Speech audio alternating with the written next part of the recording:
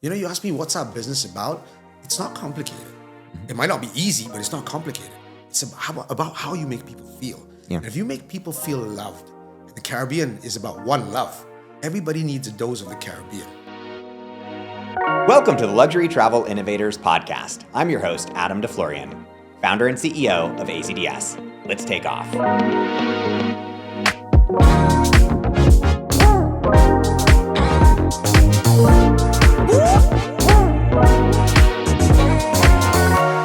Today I'm joined by Nikheel Advani, co-founder, COO, and principal of Grace Bay Resorts. Nikheel, thank you so much for joining me on Luxury Travel Innovators. Good to see you. Thank you so much for having me here. How are you today? I am great. I am fabulous. Thank you. Good. Can you tell our listeners a little bit more about Grace Bay Resorts? Yeah, so Grace Bay Resorts is handmade brand. It's got an incredible DNA which surrounds its people.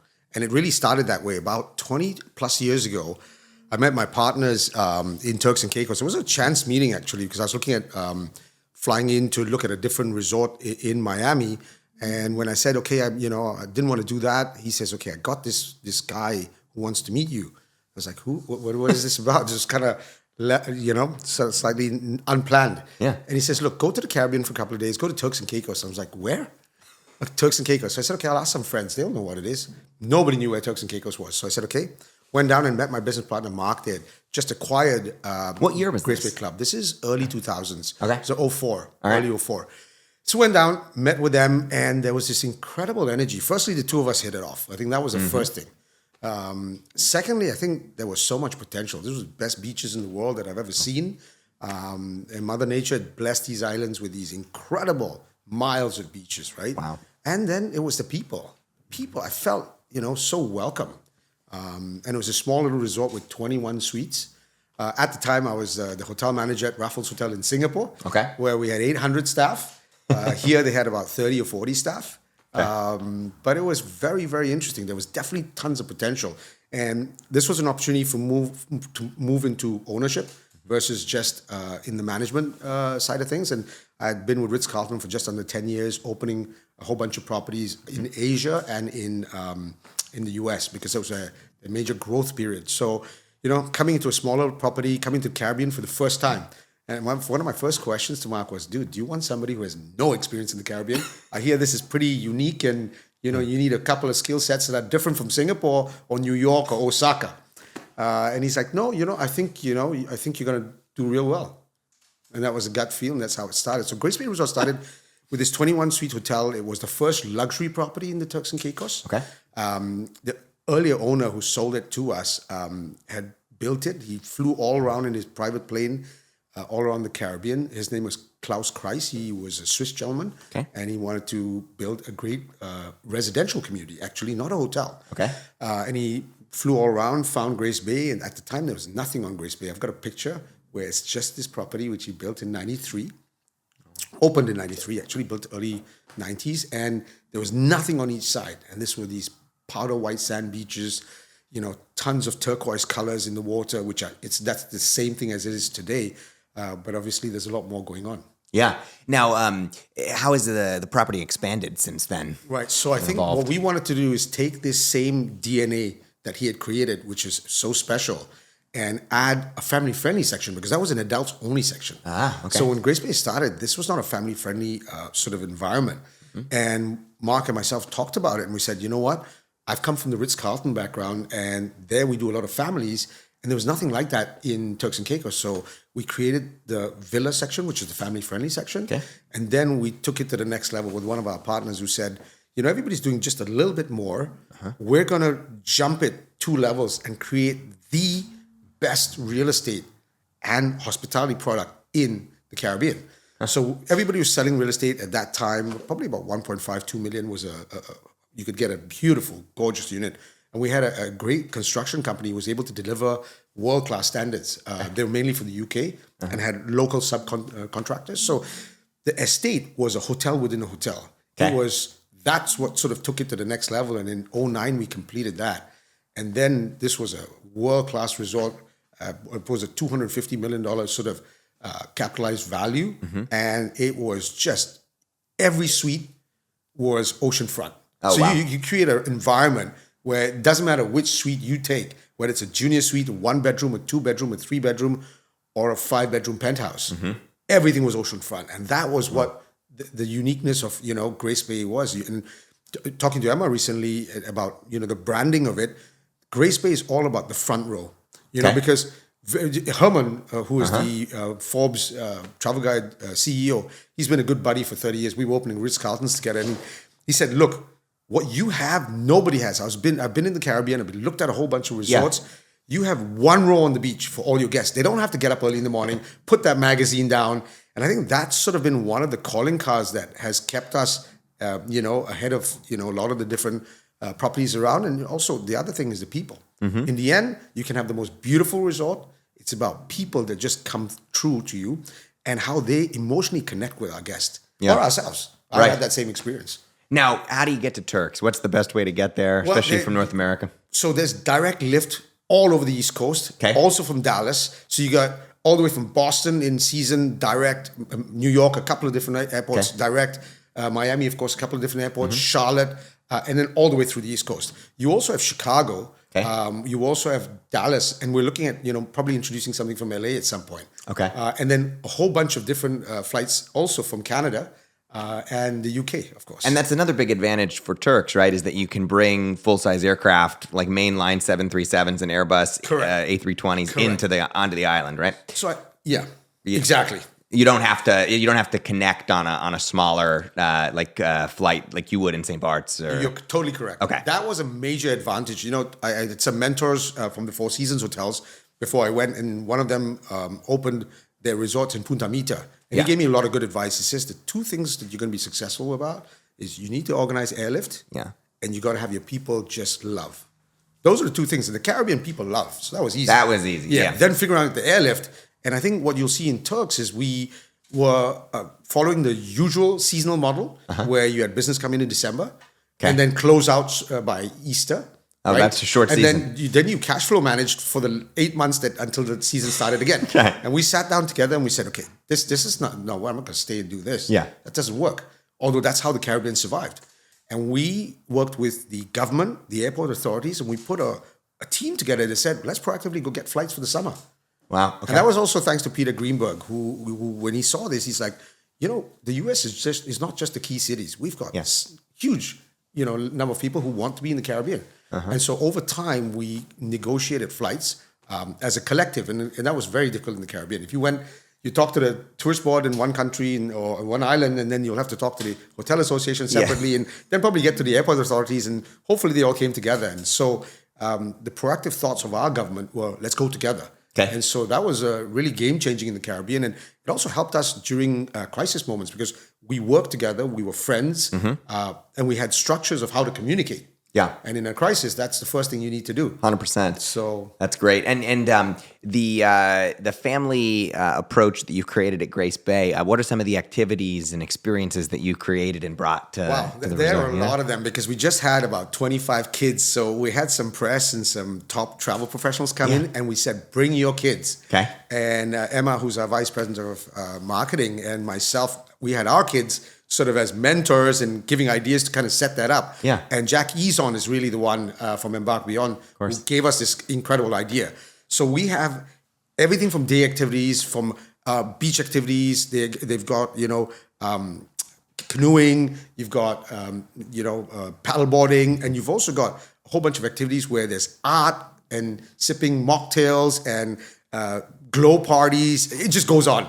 So there are these programs for kids anywhere from age 4 or 5 upwards till their teens, and there's a whole range of activities which can be either nature driven or kids club or kids program driven. So there's a whole bunch, and parents can get involved with them or let them go enjoy it themselves. So you have both. So you have drop-off programs and full family activities and itineraries. What's the average length of stay, would you say? So we've been very lucky. We enjoy about a 6 or 7 day length of stay. People come there and they have time to decompress or get really active with some activity that they like, whether it's fishing, deep sea fishing, diving. We've got some of the best diving in the world. So there's a lot of activities. So you can either be very chilled out on the beach, do some long walks. It's a 12-mile, Grace Bay is a 12-mile beach. Or you can be very active and be on a boat, on a charter, and doing all sorts of different activities. That's great. So what's next? What do you have on the horizon? What are you building? What are you So innovating today, Grace Bay Resorts, we have 5 properties. I'll start with our flagship, which is Grace Bay Club. Okay. And then we have, I'm just going to move down the beach and Sure. kind of give that. Point Grace is a storied property that we acquired about 10 years ago, and we're building the Point there. So that will be ready in about 2 years, and that's some of the best beach on Grace Bay as well, because it's right at the Point. So that's Point Grace and the Point. Okay. And so that you move down a little bit more, and you have West Bay Club. Then this is the west side of Grace Bay Beach, and it's a more quiet side of the beach, so it's more private. But you have snorkeling right off the beach. Oh, a wow. national park that sits right there. So you see eagle rays, you see all sorts of wildlife, sea life that is right there. That's incredible. Fish, and so it's really for kids especially. I think they've been really excited. They can go right off the beach and you see sea turtles coming up and popping their head up and looking at you and going back in again. So those are the kind of things that I think connecting with nature today is becoming more rare. Yeah. And if you're able to do that in the sea or up in Aspen somewhere or wherever else you go, that's really very, very good for your mental health. As we go more, we have this incredible site that looks like the Mediterranean, and that's where Rock House is. Okay. And this is cutting into the stone and really creating something that we felt the Caribbean didn't have. Okay. So if you wanted to go to the Amalfi Coast and you didn't have the time, this is 3 hours away from New York. Wow. Right? The capital, financial capital of the world. Yeah. And in 3 hours, you could be in this environment where you think you're either in Greece or the Amalfi Coast. Wow. Right? So that's Rock House. And then a good buddy of mine, Ivor Stanbrook, wanted to build something iconic. And we've been talking to him and his dad for probably 20 years. Okay. And so he took the lead on this project after his dad passed. And it was in celebration of, his family who wanted to do this. And it was a luxury marina resort called South Bank. Okay. And it's villa heavy. We've got 30 plus villas. And then a Piero Lissoni building, which is just so iconic. Wow. And the whole idea with that one was to create outdoor and indoor spaces that were activated. Okay. There where you can enjoy the 330 days of, sunlight. So South Bank opened most recently. So that was 5 of our properties. And of course, the Point which we're building. And we have a whole private villa division. And that has properties all around. Some of the best villas on island. Anything from 4 bedrooms upwards to 9, 10 bedrooms, even more. 13 with seascape and seclusion. For multi-generational travel and got it. Annual trips. Yeah. You mentioned a lot of, about the environment, right? And protecting the environment. So that leads me to sustainability, which is always a great topic. What do you guys do at Grace Bay for sustainability? I've hated to talk about that because it becomes so cliche and everybody's like doing this and that, the other. I'll tell you what we do because we have to do it. And I'll tell you what we do because we protect the very reason people come there is for these beautiful beaches and the people, right? So I think what started is we have some of the most expensive power in the world and water. So we had to conserve water. In the early days, everybody had a cistern. So this resort already had that thought process. So it's a very dry island. We have only 25 inches of rain a year. Wow. But you walk into the resort and it's lush and it's plants everywhere. So before everybody even talked about sustainability, we were doing it. We were doing it because it was the right thing to do. Okay. Right. So and that's carried on. That's carried on through all our resorts. So they're all rich in flowers and trees and coconut palms and all this wonderful stuff. And it's really done by recycling water, gray water, with systems that we've been able to install to do that. Power. We've been using these power bulbs, LEDs as soon as they came out because it was just good business. And it happens to help. What the government's done, which was really surprising to me, is in the Caribbean, a lot of places, you get seafood all the time. And then what happens is it depletes all the seafood and then it's really difficult to, put it back. From the day I was there 20 plus years ago, they've had very strict laws about conch and more so the lobster. So there's a season where you can pick and there's a season you can't. You go lobster fishing and it's so serious that when it's the time to get rid of that season, you got to use everything in your fridge. They can't find it in your fridge. Oh, wow. At home or in a business. Really? So, and they're very strict on that. So that's really kept our ecosystem rich with seafood. And I think it's possible because we've grown quite a bit over time that you can do this in a very meaningful way. So the environmental stewardship, that's the verbiage we use, is something that's got to be practical. Yeah. It's got to make sense. It's got to be something that, if you're growing a business, that it can live beside. And it really makes, everybody's like, wait, this is a win-win for everybody. Yeah, totally. how about, I mean, seafood and fresh seafood is the best. So talk to us a little bit about food and beverage offerings and, what some of your specialties are and your venues, et cetera. Okay, so that's something that's very close to my heart. I grew up in the food and beverage world. We've hired some of the best chefs. I mean, our top guy, Chris, he comes from Dorchester and Raffles. That's his background. Chefs come from all around the world and the local community. So we've got like great jerk chef, who prepare the best jerk chicken that you'll ever eat. So Sounds delicious. in all of our restaurants, we've kind of varied all the concepts. So if you come to Grace Bay Club, Infinity is a place that everybody has to dine 1 or 2 times. Okay. The Infinity Bar has this sushi concept that we do. It's a sushi bar, Okay. and chef flies the fish from Hokkaido within a 48 hour sort of time zone, and it's chilled and it's fresh and it's incredible. Wow. So today what you'll see is the offerings will match anywhere, London, New York, wherever else in the world, because we've got great talent and we've also got the great supply chains to bring the produce that we don't have on island. Yeah. So we use fresh lobster, obviously, that we have, the spiny lobster.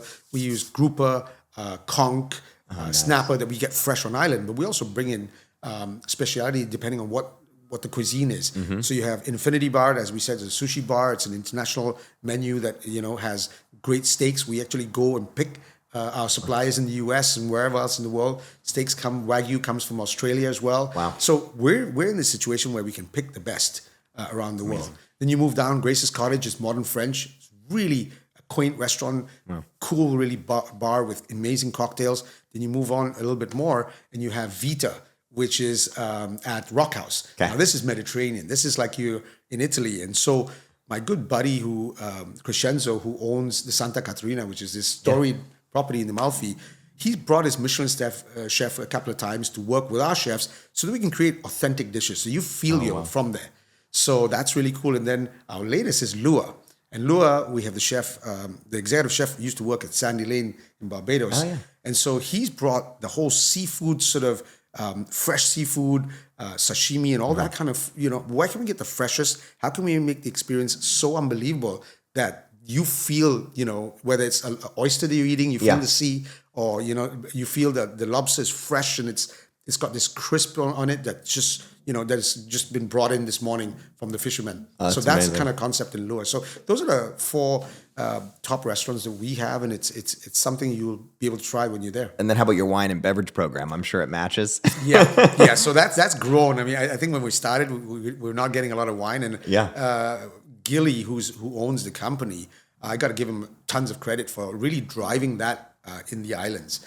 So many moons ago, together with Gilly and Grace Bay Resorts, we started the Caribbean Food and Wine Festival. Okay. And we fly in chefs from all around the world. We've had Nelson Mandela's private chef from South Africa. We've had Justin Kwek, one of the best chefs in Singapore. We've had chefs from New York, Chicago, you name it. And most recently, an incredible pitmaster from Dallas. Wow. So he came in and did one of the longest barbecues. So to complement that Gilly said, we've got to have some of the best wines. And so he's really driven that. And we just put in a new wine cellar in Grace Bay Club at Infinity. And we carry some of the best wines in the world. And Wine Spectator recognizes a lot of the restaurants because of his work on, getting the Food and Wine Festival up and running, and also making sure we can supply the level of wines to match the quality of food. I love it. Now, your background, so you mentioned you were a hotel manager at Raffles Singapore. Yeah. Raffles, good client of ours, been great property. What an iconic Longborough. Omer's a good guy. And then you said Ritz-Carlton, of course, many, many years. Talk to us about how you got into hospitality. I always say that this industry, once you get into it, it's addicting. You never leave because it's the best industry, period. How'd you get into it? Why'd you get into hospitality? And talk us through your background. So I grew up with 2 professional parents, and they were like, okay, you got a few choices. You can be an engineer, a doctor, or a lawyer. I think, dude, that's the choices. What about fireman and all the fun stuff that everybody else wants to be, So anyway, I picked engineering. I loved, tinkling around, taking off engines, modifying my motorbike and all sorts of fun stuff. So I was doing that. And then at about 16, my dad sat with me just around that age. And, we went to this, at the Grand Hyatt, which we used to go to, there was a great Italian restaurant. And I thought, okay, where was this? This was in Singapore. I grew up in Singapore. Okay. I was born in Africa. I grew up in Singapore. Okay.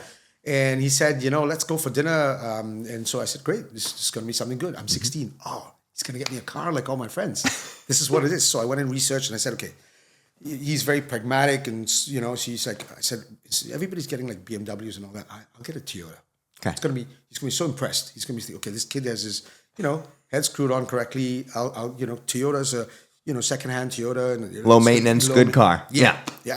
So I get all my preparation because I want to be prepared and go to the dinner. I've put it under my lap, and we're talking. He says, I have to teach you the value of money. I see you spending stuff, and I don't think you really understand. I was like, wow, this is going in a very different direction. Or maybe the car might still make sense. So he said, look, I'm rich and you're not. And I think what you need to do is you need to learn the value of money. I was like, all right, wow, this is going in the wrong direction. And he says, what I want you to do is go and start working and make some money. We'll let you stay at home, right? You can stay at home, and I don't think we'll charge you rent yet. And any education that you get, you qualify for, I'll pay around the world, wherever you. I was like, okay, right. So tried washing cars and all that, not making a lot of money. That didn't work out too well. So I thought, okay, there are these waitering and dishwashing jobs, which I started with in the hotels, the luxury properties. And they needed people. They needed casual labor. Yep. I thought, well, I could do this. So I started with, dishwashing first, because they didn't let you get out to the public. And then slowly, bartending in Chinese weddings and serving food. And then he said, okay, I think you're getting a hang of this thing. I'm going to introduce you to some ambassadors' wives. And they throw parties at home, and you can go bartend for them and serve food. And so that's how it all started. I started my first company when I was 16 that provided private catering called Cartel Hospitality. And I started going on a Friday and Saturday night when all my buddies were going out for happy hour. I was going to work. Yep. And at the embassy's homes, so the French ambassador's wife and Belgian ambassador's wife would be the ones organizing some of that stuff. And so I'd go in and I'd attend bar and then work with the chefs and serve the food. And then you became a team member. Yeah. And so then I started, meeting all these interesting people. And I was like, wow, engineering has none of this. I mean, after that, they said, would you like to try some wine? I was like, yeah, wow, I'll try some wine. And so for 2 years, I was doing this, and it was incredible. And so after the first year, I was like, okay, I sat down with my folks and said, I think I really love this. This is what I want to do. And so my mom's like, oh my God, so you want to be a waiter and a dishwasher? And you're going to leave engineering for that? And so she was really disappointed. My dad's like, look, you got to get some good education. So at the time, Lausanne had a program in Singapore with Chartec, which was the local hotel school. And, the economy was growing. Singapore was going from third world to first world. Yeah. And so there were new hotels, world-class brands. And so I had exposure to that, and I went to hotel school very early in my life. And that was where I didn't turn back. And then I opened Domino's Pizza in Singapore. So really? I started from the scratch again. Again, it's all. You were the first Domino's in Singapore? First Domino's in Singapore. I was assistant manager, riding bikes, delivering pizza, whatever it took, right? Right. And then still in hotel school, and then got a scholarship to go to the U.S., went to University of Massachusetts to study the hospitality program. They had a very good hospitality program there. Did that, and then got hired in another pizza role. Okay. Talk about that. So there was Chicago Deep Dish, which was based out of Boston, just outside of Boston. Yeah.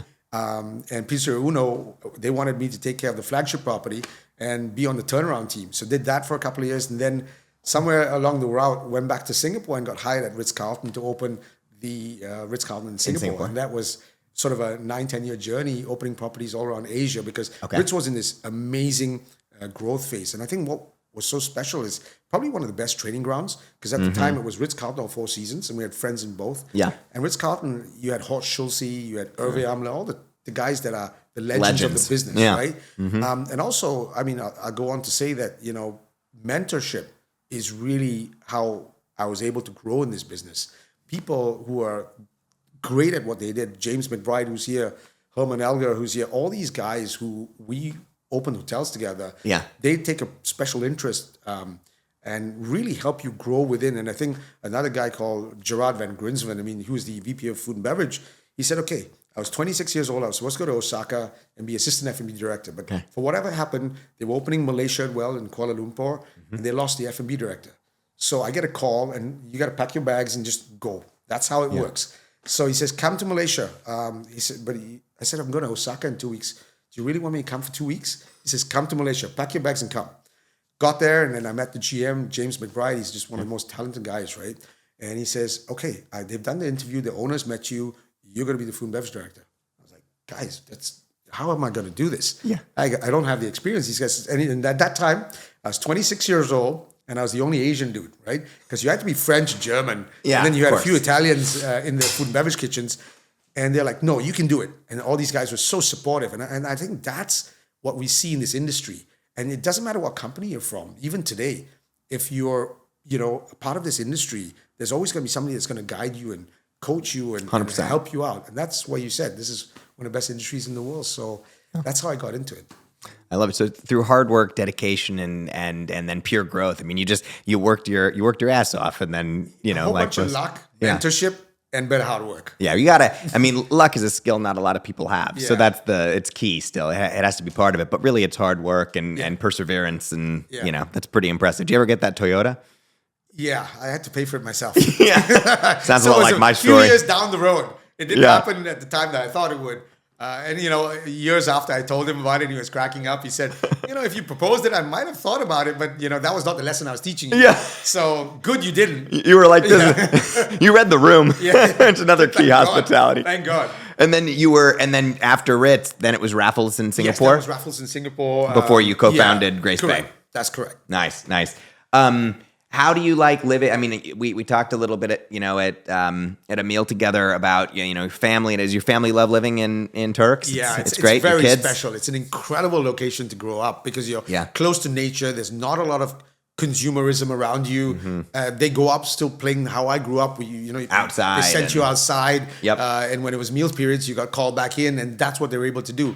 It's safe. It's incredible. Where they have a lot of great friends because they're people from all around the world. So it's very diverse and inclusive. Yeah. And then, of course, they've got family in Blue Hills and, the wonderful. local communities. So they're very lucky to live this world with, they meet up with the tourists, they meet up with the expat community, but also the local community that, they're part of.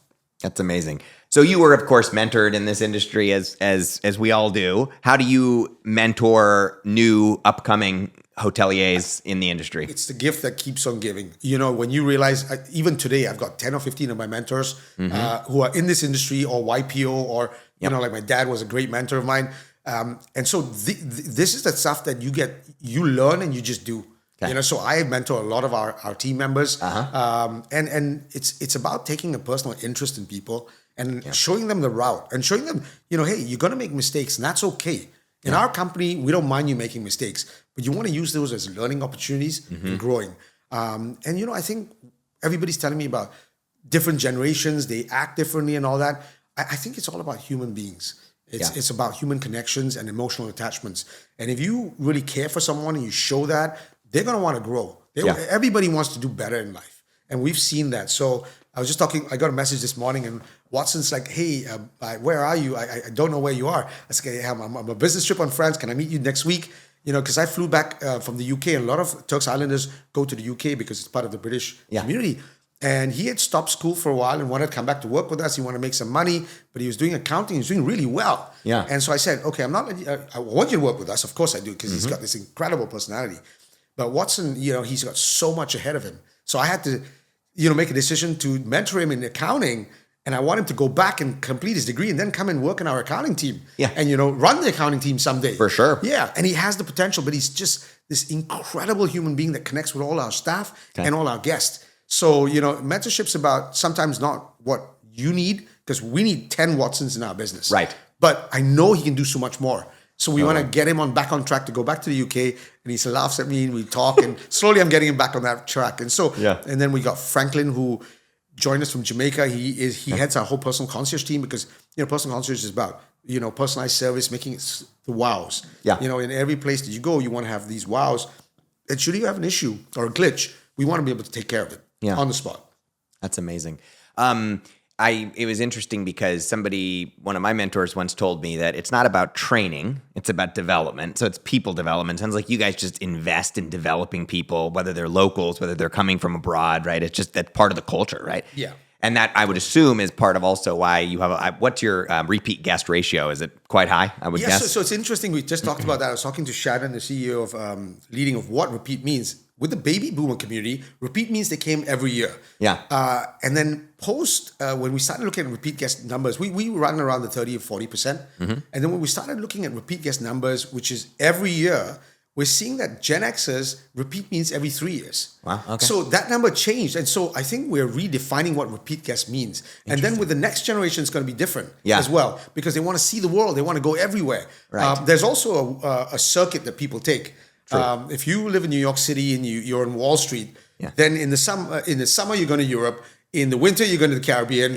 You're going skiing in Aspen. There is a circuit. Yes, and then if you follow F1, there's a circuit for that that you kind of integrate tennis, in. You got, tennis, you've got your Wimbledon. You've got to do that. Or the U.S. Open. Absolutely. And so depending on what sort of sports you follow, there is a circuit that you add into your regular circuit that, people flow in. And then there's so much change. For example, spring break used to be a 3-week period or 2-week period in the US. Now, all schools, depending whether you're public, private, they're all spread out. So the whole travel schedule is changing. People are traveling more. Some don't want to be with a lot of people. So they come in, shoulder season. And so we're seeing a whole change in trend. I think we're in that transition stage or the evolutionary stage of what repeat looks like. Totally. And what guests really want. So we're kind of learning in that process to be able to define that better. Yeah, I feel like the previous generation, right, had that annual trip, that one trip that they would go on. And maybe it was multi-gen, right, where the grandfather would take,